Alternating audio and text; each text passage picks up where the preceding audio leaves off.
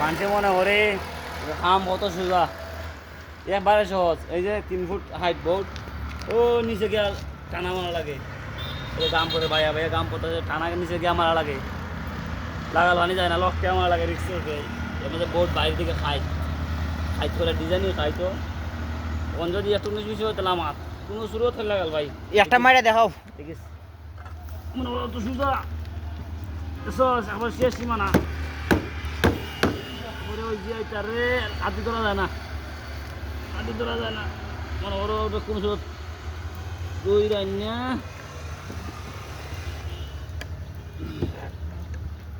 ও ভাই ওই